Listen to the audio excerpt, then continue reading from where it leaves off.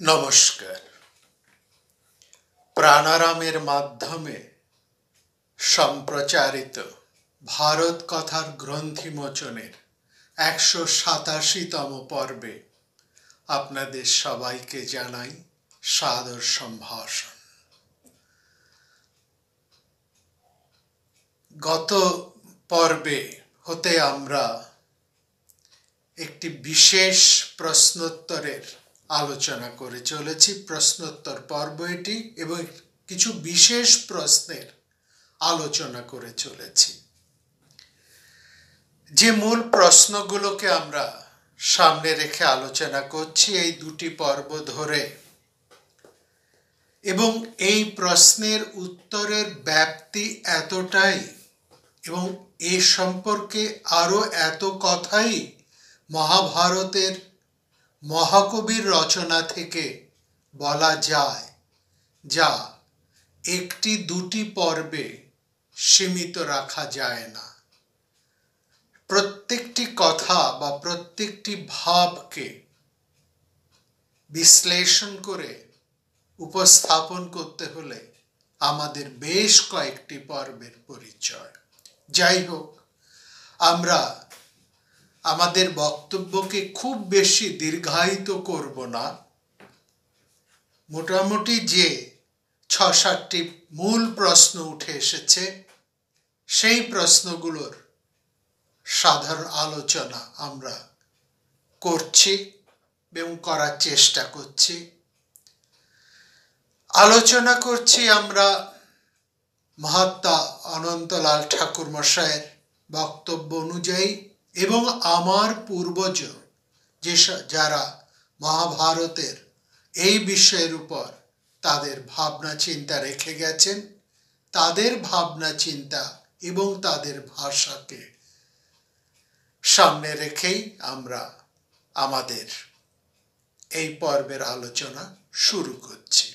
আর একটি কথা, আমরা এই বিষয়ে এবং অন্যান্য বিষয়ে আপনাদের কাছ হতে প্রশ্ন সবসময় আশা করি, কারণ যে কোনো বিষয়ে প্রশ্নই আমাদেরকে সমৃদ্ধ করে, এবং প্রয়োজনে এই বিষয়ের উপর বা অন্যান্য বিষয়ের উপরে প্রশ্ন আমরা নিশ্চয়ই গুরুত্ব সহকারে আলোচনা করব। এখন চলে আসি মূল প্রশ্নগুলোতে। আরেকবার আমরা স্মরণ করে নিই মূল প্রশ্নগুলো কি ছিল। ভীষ্মের চরিত্র নিয়ে বিভিন্ন প্রশ্ন বিভিন্ন দিক হতে উঠে এসেছে। তার প্রথম প্রশ্নটি হচ্ছে, ওই পাশা খেলা বা দ্যুত সভায় প্রস্তুতি পর্বে পিতামহ ভীষ্মের মুখে আমরা একটা কথাও কেন শুনতে পাই না? ২, এই পাশা খেলার আসরে, এই দ্যুত ক্রীড়া আসরে দ্রৌপদীর চরম অপমানের সময় ভীষ্ম কেন নীরব ছিলেন, হস্তক্ষেপ কেন করেননি? ৩, কুরুবৃদ্ধরা প্রতিবাদ জানিয়ে কেন সভাস্থল ত্যাগ করেননি? ৪, ভীষ্ম কি সত্যি রাজনীতি ত্যাগ করেছিলেন? যদি তিনি রাজনীতি ত্যাগ করে থাকেন তাহলে কেন ত্যাগ করেছেন, আর যদি না করে থাকেন তাহলে তিনি এই ধরনের আচরণ কেন করলেন? আর সত্যি কি একজন রাজা তিনি তার রাজনীতি ত্যাগ করতে পারেন? অর্থাৎ ভীষ্ম কি এখনো রাজা হিসেবে রাজনীতি করছেন? এইটি হচ্ছে প্রশ্ন। এবং তিনি কি রাজা হিসেবে রাজনীতি ত্যাগ করতে পারেন?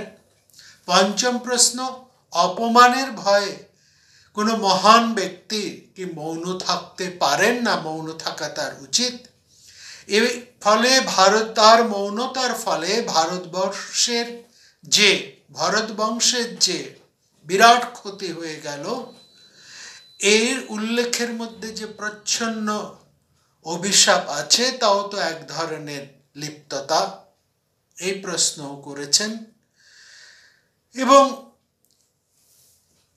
সাক্ষী হিসেবে, সেই সভায় উপস্থিত সাক্ষী হিসেবে মহামতে ভীষ্ম যে মত প্রকাশ করেছেন, এবং মত প্রকাশ করা কঠিন, তার পক্ষে দ্রৌপদী প্রশ্নের উত্তরে সঠিক উত্তর দেওয়া কঠিন বলে তিনি যা মত প্রকাশ করেছেন, এবং তিনি বলেছেন এর উত্তর আমার কাছে নেই বা এর উত্তর দেওয়া সবসময় ঠিক সম্ভব নয়, এইখানে কি তার চিত্তস্থৈর্যের চ্যুতি ঘটছে না? এবং এই প্রশ্ন এসেছে ভীষ্ম বাচিক সত্যের পূজারী, এবং সে কারণেই সিদ্ধান্ত ভুল হলেই তাকে তিনি আঁকড়ে থেকেছেন। অম্বার প্রতি ব্যবহার, কৌরব পক্ষে যুদ্ধ, সেই সত্য রক্ষার প্রকাশ, এমন কথাও অনেকেই বলেছেন। আমরা এই শেষ প্রশ্ন থেকে আজকের আলোচনা শুরু করব, তারপরে মূল বাকি প্রশ্নগুলোতে যাব, কারণ এই প্রশ্নটি একটু সম্পূর্ণ আলাদা। অন্যান্য প্রশ্নের মধ্যে প্রত্যেকটার সাথে প্রত্যেকটা সম্বন্ধিত, একটার সঙ্গে আরেকটা সম্বন্ধ আছে।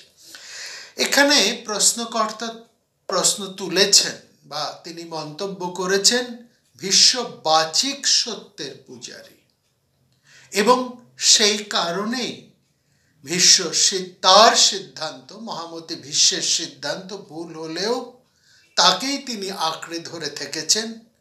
এবং উদাহরণস্বরূপ বলা হয়েছে অম্বার প্রতি তার ব্যবহার, কৌরব পক্ষে যুদ্ধ, সেই সত্য রক্ষারই প্রয়াস। দেখুন, আমরা যে উত্তর বা যে আলোচনা করব, এখানে আমরা গত পর্বেও বলেছি, আবারও আমরা বলছি, আমরা মহাকবি যেভাবে এই চরিত্রগুলোকে বর্ণনা করেছেন, তিনি যে সব কথা বলেছেন, যে সব ইঙ্গিত রেখেছেন, তার ভিত্তিতেই আমরা আমাদের আলোচনা সীমাবদ্ধ রাখব। আমাদের আলোচনা রাখব মূল মহাভারতে, এবং মূল মহাভারতের হরিদাস সিদ্ধান্ত বাগীশ মহাশয়, তিনি মহামতি হরিদাস সিদ্ধান্ত বাগীশ মহাশয়, তিনি বাংলা ভাষায় মূল মহাভারতের যে অনুবাদ করেছেন, সেই দুটিকে আমরা সামনে রেখে আমাদের আলোচনা এই দুয়ের মধ্যেই, মূল মহাভারত এবং সিদ্ধান্ত বাগীশ মহাশয়ের কৃত বাংলা অনুবাদের মধ্যেই আমাদের আলোচনা আমরা সীমাবদ্ধ রাখব। আর একটি কথা, প্রাদেশিক কোনো মহাভারতে বা অন্য কোনো মহাভারতে, অন্য কোনো মহাভারতের পাঠে যেসব গল্প গাছা আছে, তাকে আমরা কিন্তু গ্রাহ্যের মধ্যে আনব না, যেহেতু সেগুলো মূল মহাভারতের মধ্যে নেই। কেন আনব না তারও কারণ আমরা অবশ্যই যথাস্থানে দেব।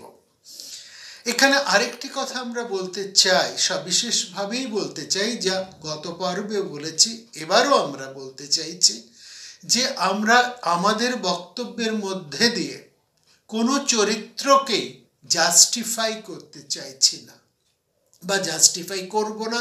জাস্টিফাই করার আমাদের কোনো ক্ষমতাই নেই, এবং জাস্টিফাই করা আমাদের কোনো উদ্দেশ্য নেই। কেবলমাত্র মহাকবির রচনা, মূল রচনায় আমরা যা পাই, তা হতেই আমরা আমাদের সিদ্ধান্ত বা মত প্রকাশ করব। এবং অবশ্যই আমরা এখানে ঠাকুরমশাইয়ের শরণাপন্ন হয়েছি আমাদের পূর্বজদের চিন্তাধারার সাথে যুক্ত হয়ে। এবার চলে আসি আমাদের এই মূল পর্বে।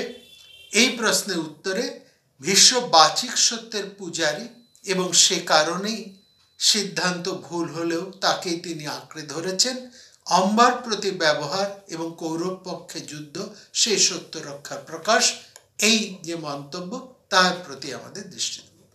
দেখুন, ভীষ্ম সত্যের পূজারী, ভীষ্মের প্রতিজ্ঞা অত্যন্ত কঠিন, এবং তাই জন্যেই ভীষ্মের প্রতিজ্ঞা শব্দটি আমাদের কাছে এইভাবে এসে দাঁড়িয়েছে, ভীষ্মের প্রতিজ্ঞা। অর্থাৎ এই প্রতিজ্ঞা এমনই অচল অটল, যার থেকে কোনোভাবে আক্ষরিক কোনো অর্থেই কোনো স্খলন পতন বা কোনো সরে আসার লক্ষণ কোনো পরিস্থিতিতে ঘটে না, এবং ঘটে না বলেই এই ধরনের প্রতিজ্ঞা ভীষ্মের প্রতিজ্ঞা বলে মান্যতা দেওয়া হয়েছে। এবার আমরা দেখি যে ভীষ্ম কি প্রতিজ্ঞা করেছিলেন। ভীষ্ম দাসরাজের কাছে উপস্থিত হয়ে দুটি প্রতিজ্ঞা করেছিলেন। প্রথম প্রতিজ্ঞা তিনি করেছেন, সমবেত ক্ষত্রিয় পুরুষেরা শুনুন, এমন প্রতিজ্ঞা কেউ কোনোদিন করেনি। ভীষ্ম নিজেই বলছেন, এমন প্রতিজ্ঞা কেউ কোনোদিন করেনি। যে মায়ের গর্ভ থেকে জন্মেছে সেও এমন প্রতিজ্ঞা করেনি, আর যে এখনো জন্মায়নি সেও ভবিষ্যতে এমন প্রতিজ্ঞা করবে না। নৈব জাত নচ জাত ঈদৃশং বক্তমুৎসাহিত। আপনি যা বলছেন দাসরাজ তাই হবে। আপনার মেয়ের গর্ভে যে পুত্র জন্মাবে সেই আমাদের রাজা হবে। जो सायं जनिष्यते पुत्र सनो राजा भविष्यति।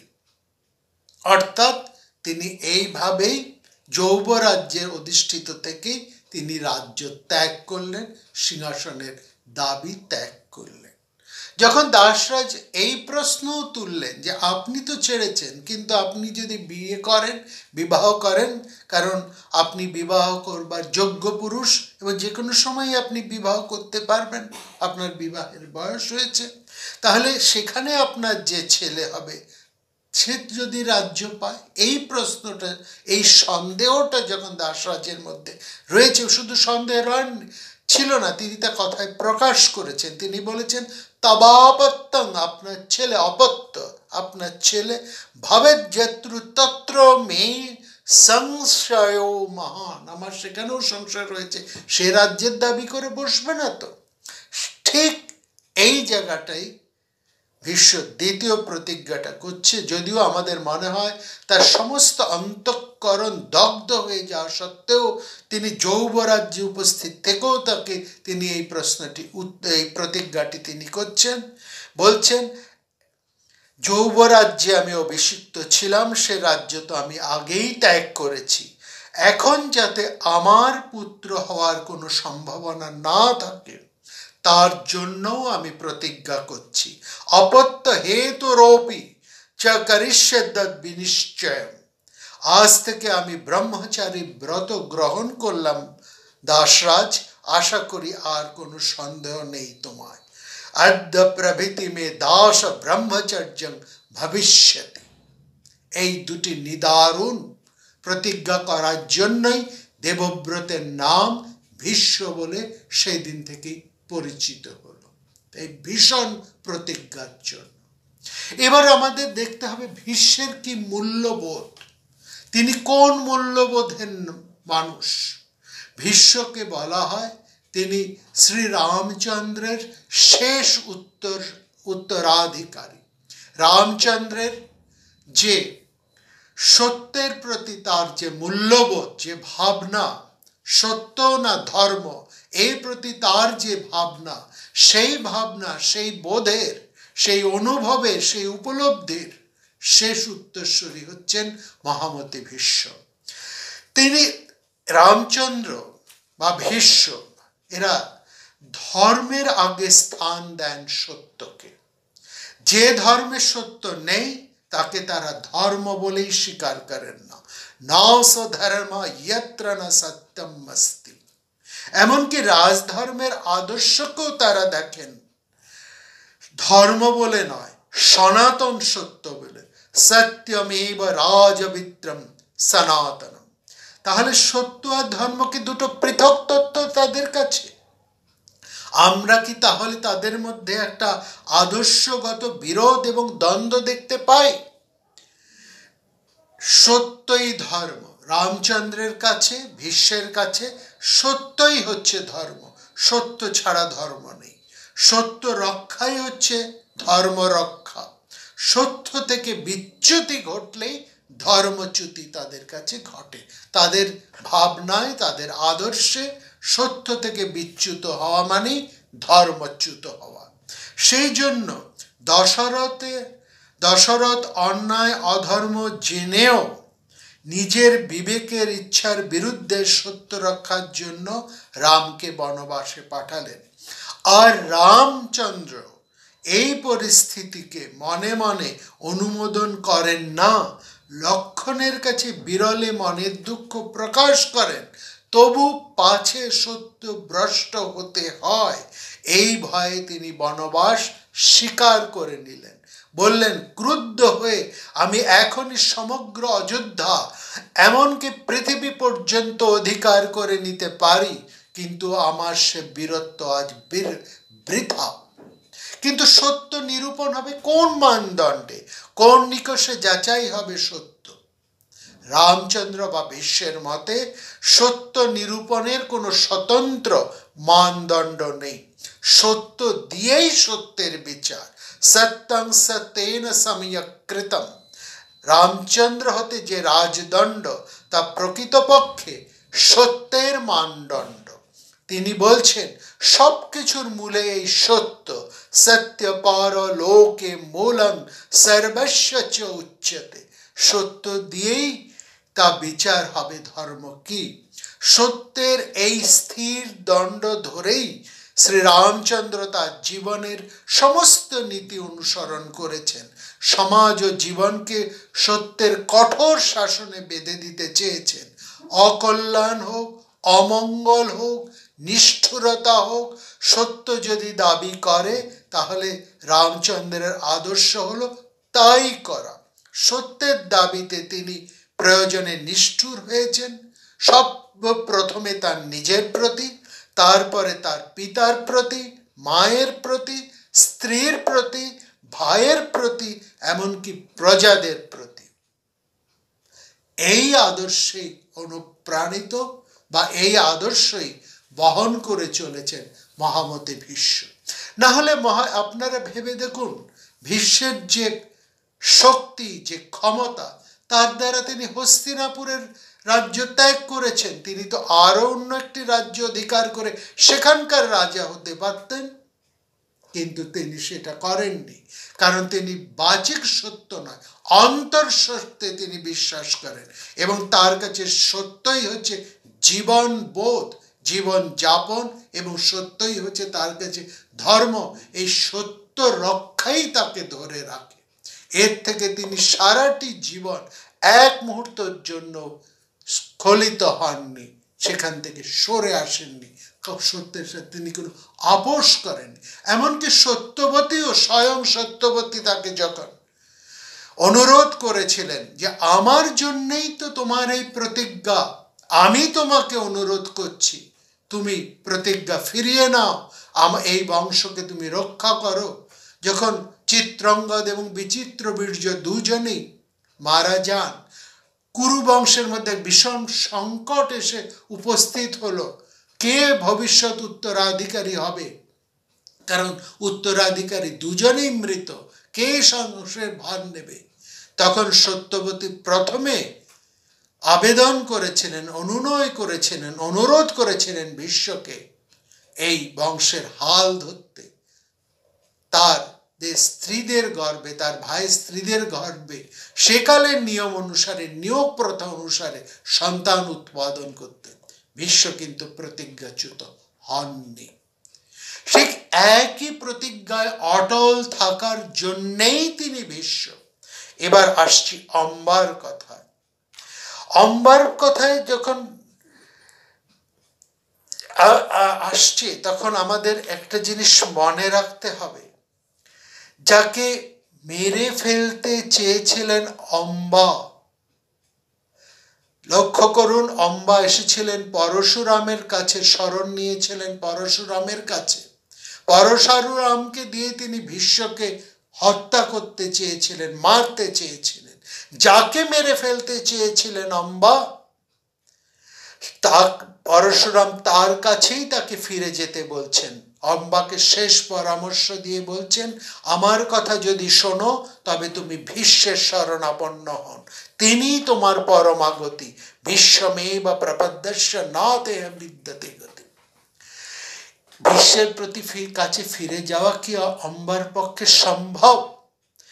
পরশুরামের মতো মহাবীর যার কাছে হেরে যাচ্ছেন তাকে সবার সামনে প্রশংসা না করে উপায় নেই অম্বার। হয়তো সেই অবাক বিস্ময় তাকে আচ্ছন্ন করেছিল, যে আচ্ছন্নতা শাল্যরাজ নিজের সংজ্ঞায় বলেছেন যে তোমাকে তো বেশ খুশি দেখাচ্ছে যখন ভীষ্ম তোমাকে তুলে নিয়ে যাচ্ছিল।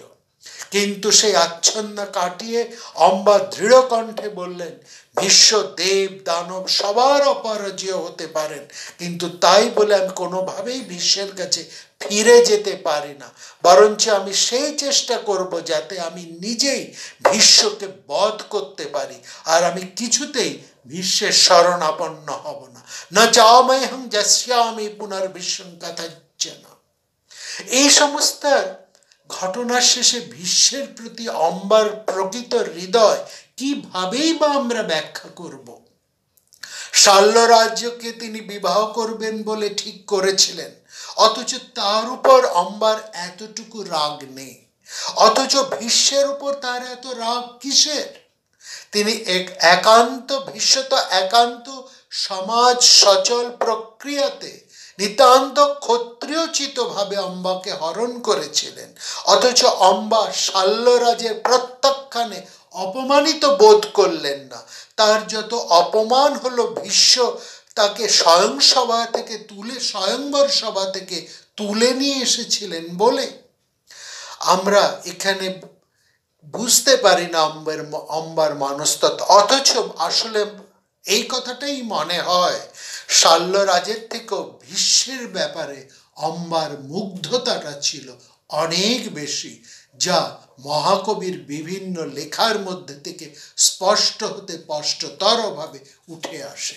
ভীষ্ম এবং অম্বা দুজনেই দুজনের প্রতি আসক্ত ছিলেন, এ ব্যাপারে কোনো সন্দেহ নেই। কিন্তু ভীষ্ম তার প্রতিজ্ঞা, তার সত্যকে উল্লঙ্ঘন করে অম্বাকে যেমন স্বীকার করেননি, অম্বাও তার মুগ্ধতা হতে ভীষ্মকে বরণ করে নিতে পারেননি। আর সেই মুগ্ধতাই অম্বাকে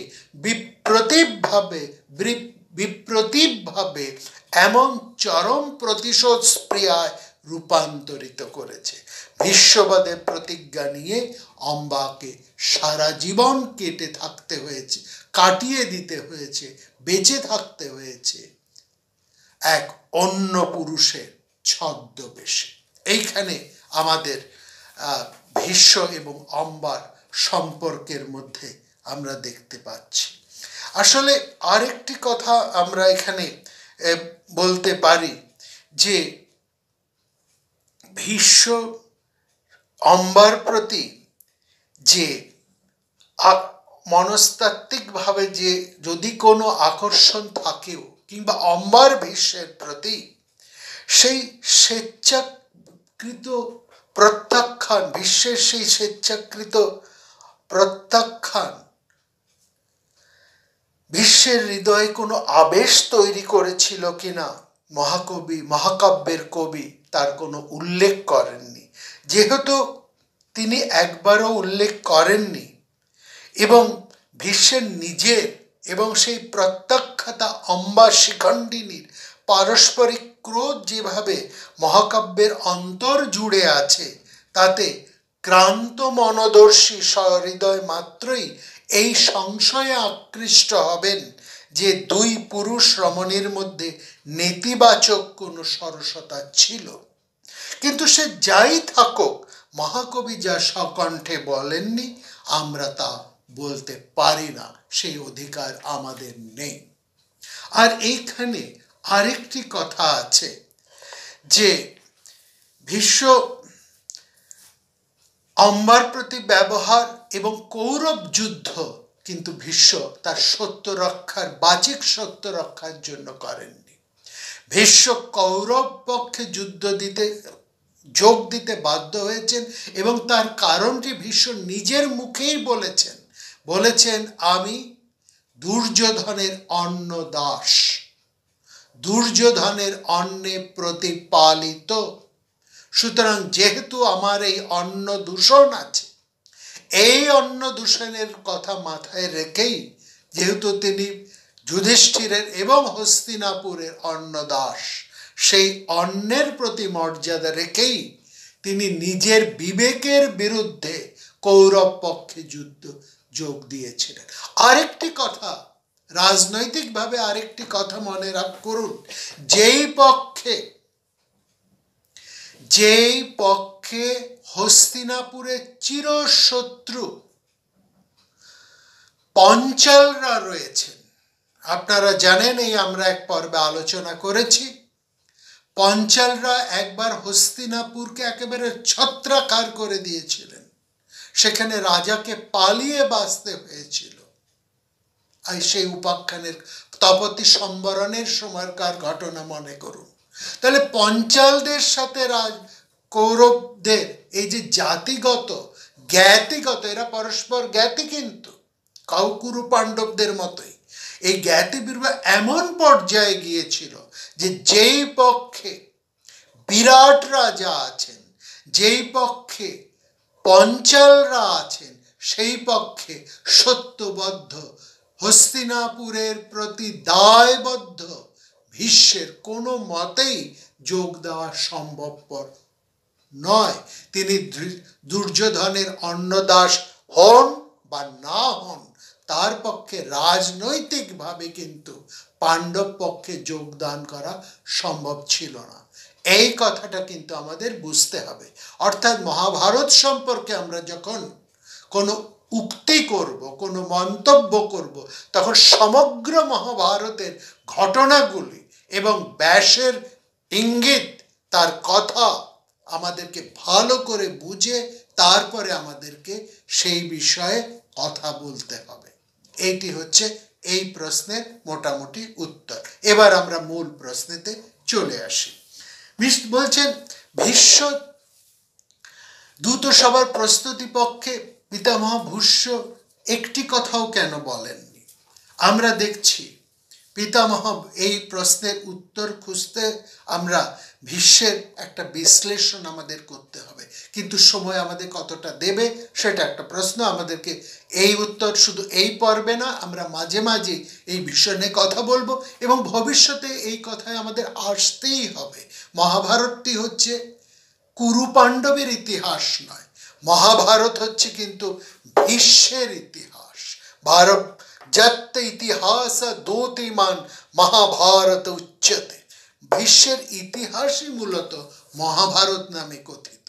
সুতরাং ভীষ্মের কথা আমাদেরকে পর্বে পর্বান্তরে এবং মাঝে মাঝেই বলতেই হবে, এই প্রশ্নে আমাদের আসতে হবে। দেখুন,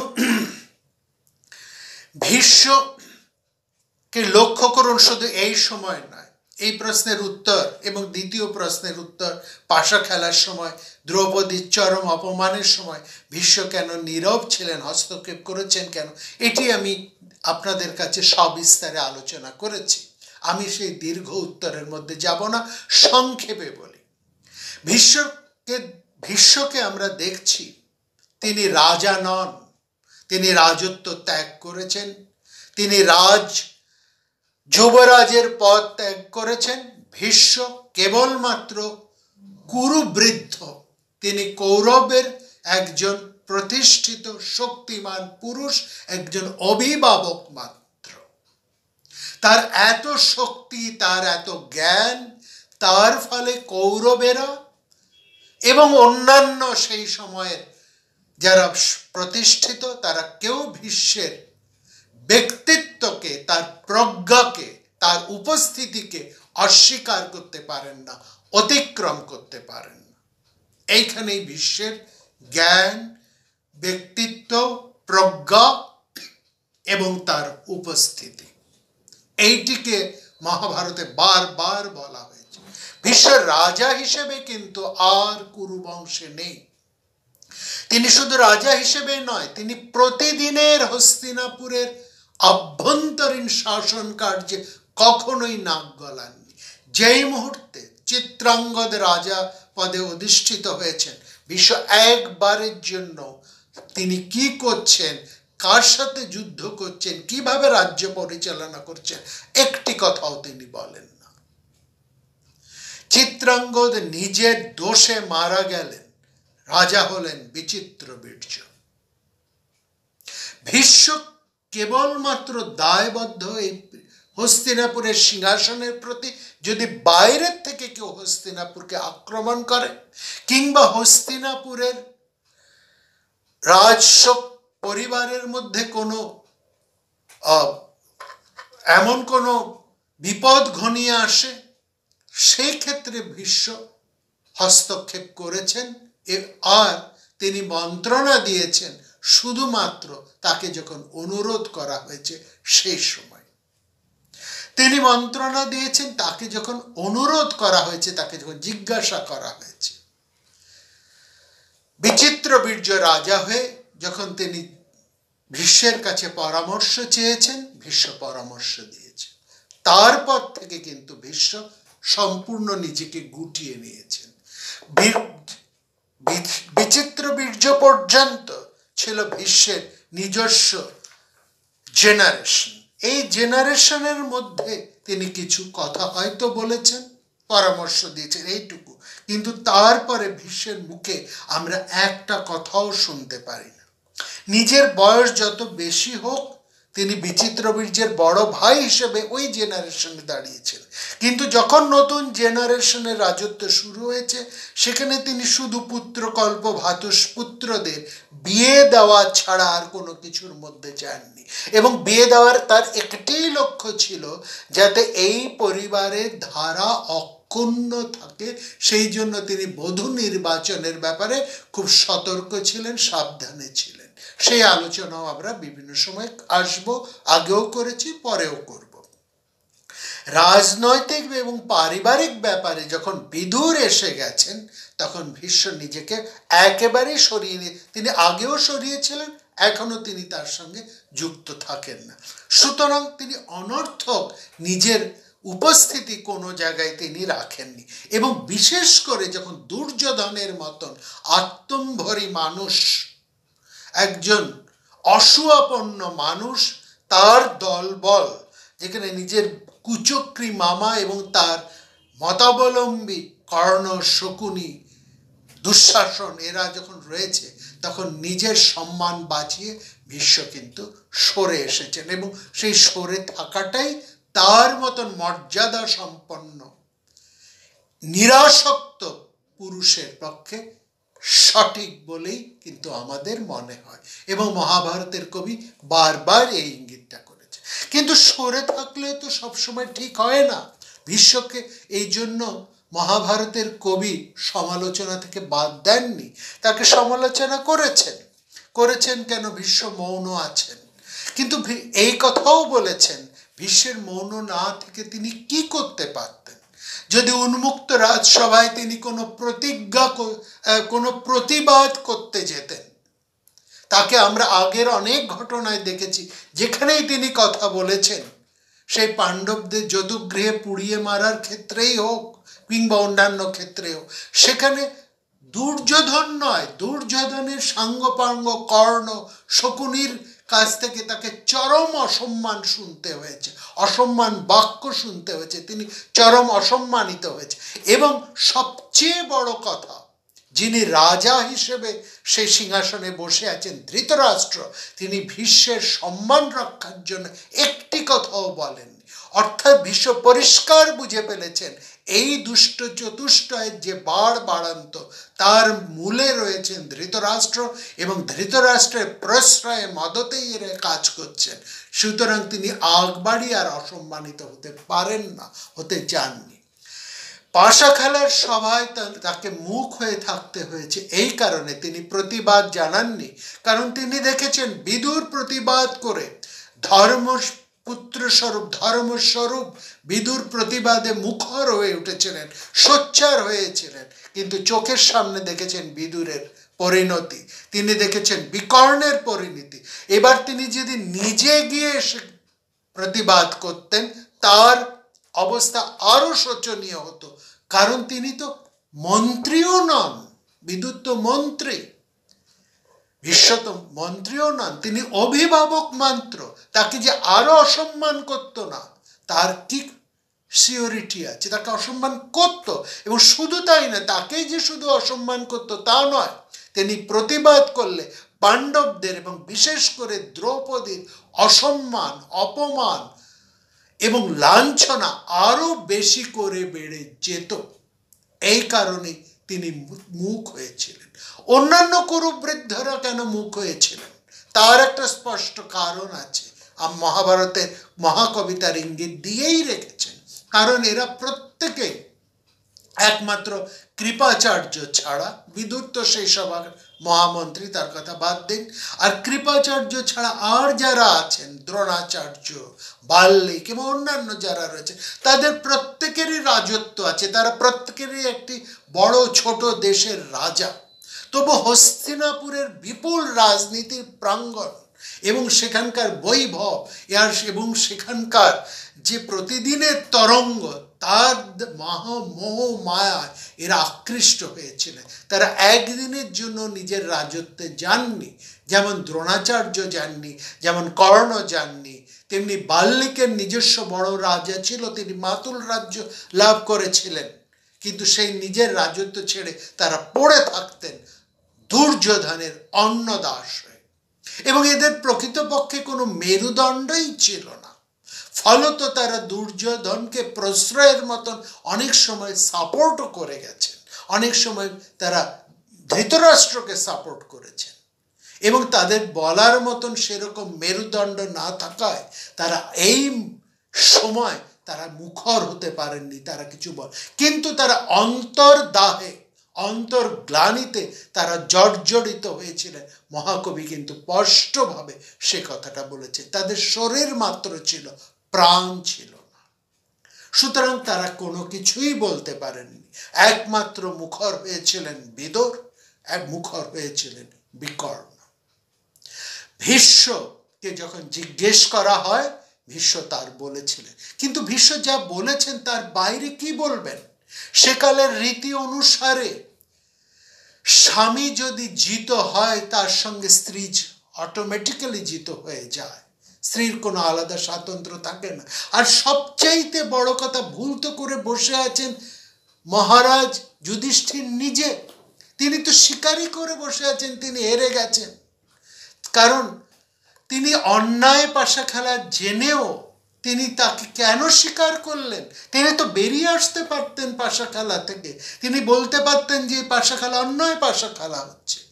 আরেকটা বড় কথা, এই পাশা খেলা আহ্বান করা হয়েছিল বন্ধুত্বমূলক পরিবেশে পাশা খেলা হবে বলে, এবং পাশা খেলা হবে রাজায় রাজায়, অর্থাৎ দুর্যোধন এবং যুধিষ্ঠিরের।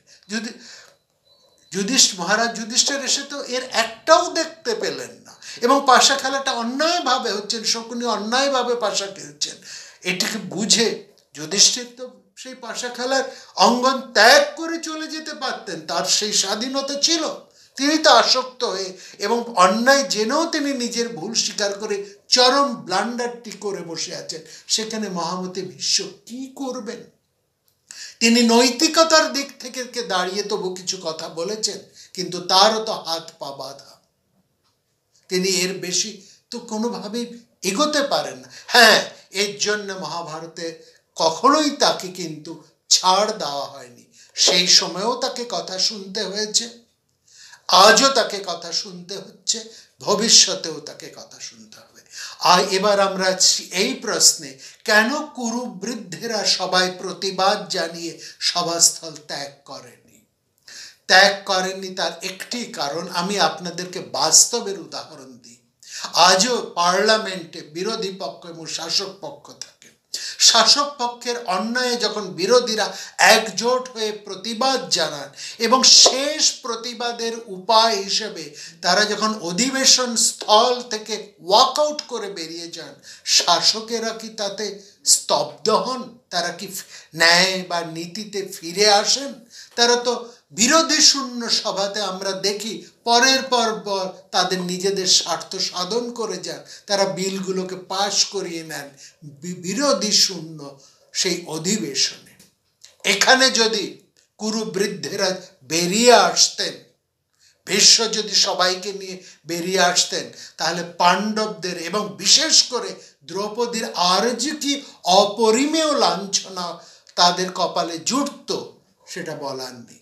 এবং ভীষ্ম সেখানে দাঁড়িয়েছিলেন বলেই তিনি কিছু কথা বলেছিলেন বলেই এবং দ্রৌপদীর প্রশ্নকে তিনি গুরুত্ব দিয়েছিলেন বলেই আমরা দেখছি গান্ধারী ছুটে এসেছেন তার সাথে রাজকুলবধূরা, ধৃতরাষ্ট্রের রাজকুলবধূরা, সবার একটা প্রতিবাদ। এবং সেখানকার উপস্থিত রাজারা লক্ষ্য করবেন তারা নিজেদের বস্ত্র ছুঁড়ে দিয়েছিলেন দ্রৌপদীর লজ্জা নিবারণের জন্য। এই কথা আমরা বলেছি।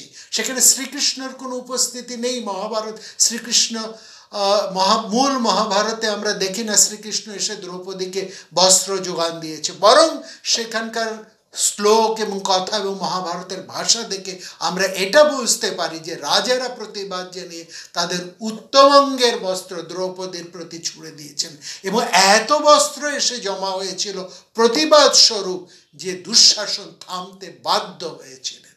এতগুলো প্রতিবাদের জন্যই এবং প্রতিবাদী বৃদ্ধরা সেখানে ছিলেন বলেই ধৃতরাষ্ট্র বাধ্য হয়েছিলেন তার মত পরিবর্তন করতে, দ্রৌপদীর মর্যাদা ফিরিয়ে দিতে, পাণ্ডবদেরকে রাজ্য ফিরিয়ে দিতে। এই ঘটনাটি ঘটেছে। মোটামুটি এই হচ্ছে আমাদের সামগ্রিক মহাভারত থেকে আমরা যা পাই তার উত্তর।